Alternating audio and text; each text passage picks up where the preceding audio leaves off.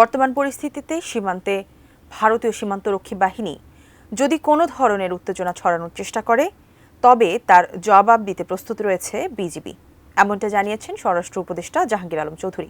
অন্যদিকে মৎস্য ও প্রাণী সম্পদ উপদেষ্টা ফরিদা আক্তার বলেছেন, আদালতের কাঠগড়া ছাড়া বাংলাদেশের কোথাও শেখ হাসিনার জায়গা হবে না।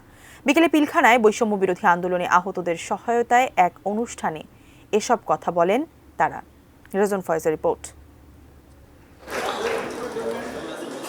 বিজিবি হাসপাতালে চিকিৎসা নেওয়া বৈষম্য বিরোধী ছাত্র আন্দোলনে আহত ৮ জনকে পিলখানায় এই অনুষ্ঠানের মাধ্যমে সহায়তা দেয় বর্ডার গার্ড বাংলাদেশ বিজিবি।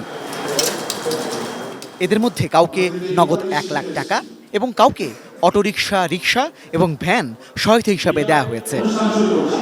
এ সময় বিজিবি মহাপরিচালক জানান, এখানেই শেষ নয়, ভবিষ্যতে এমন সহায়তা আরও বাড়ানো হবে। আরও ১০০ জন আহত আন্দোলনকারী কিংবা ব্যক্তিবর্গকে আমরা পার্মানেন্টলি তাদের জীবনের পুনর্বাসনের ব্যবস্থা আগামী দিনগুলোর মধ্যে ইনশাআল্লাহ করব।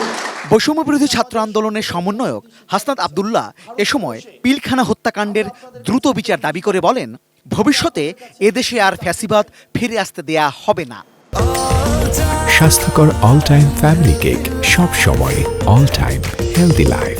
যে 626 জন ক্যান্টনমেন্টে বন্দী ছিল, যে এই 626 জন যারা এই ফেসিবাদের অ্যানাবলার ছিল, কোলাবোরেটর ছিল, এই ফেসিবাদের যারা পৃষ্ঠপোষকতা দিয়েছে, যারা এই ফেসিবাদকে ডালপালা আকারে মহিরূপে গড়ে উঠতে সহায়তা করেছে, তাদেরকে কারা সীমান্ত পাড়ি দিয়ে আজকে ভারতে একটা সেফ এক্সিট করে দিয়েছিল, আপনারা সেই বিষয়টিকে নিশ্চিত করবেন। এ সময় আওয়ামী লীগ সরকারের গুম খুনের সঙ্গে জড়িত থাকার অভিযোগ তুলে র‍্যাব বিলুপ্তির দাবি তোলেন কলামিস্ট ও গবেষক ফরাত মজহার। তিনি বলেন, শেখ হাসিনাকে আবারও পুনর্বাসন করার প্রকল্প নিয়েই ভারত আওয়ামী লীগের খুনিদের দিল্লিতে জায়গা দিয়েছে। যে দিল্লি বাংলাদেশকে আজকে হোক কালকে হোক এই শেখ হাসিনাকে পুনর্বাসিত করবার পরিকল্পনা নিয়েই এদেরকে দিল্লিতে ভারতে জায়গা দিয়েছে। আজকে ভারতের এই নির্লজ্জ এই যে তার আস্ফালন, এই আস্ফালনের উপযুক্ত উত্তর দেবার জন্য অবিলম্বে আমাদেরকে প্রতিটি নাগরিককে সামরিক প্রশিক্ষণ দরকার। অনুষ্ঠানে মৎস্য ও প্রাণী সম্পদ উপদেষ্টা বলেন, শেখ হাসিনা যদি বাংলাদেশে কোনোদিন ফেরত আসেন তাহলে তা শুধু হবে গণহত্যার বিচারের মুখোমুখি হতেই। হাসিনা যদি এমন দৃশ্যটা চিন্তা করে তাহলে সে একমাত্র আসবে গণহত্যার আসামি হয়ে তার বিচার করা। অন্যদিকে স্বরাষ্ট্র উপদেষ্টা বলেন, ভারতে বাংলাদেশ বিরোধী প্রচারণার জবাব দেবে এদেশের মানুষ, তবে সীমান্তে উত্তেজনা ছড়ালে তার প্রতি উত্তর দিতে বিজেপিকে প্রস্তুত রাখা হয়েছে।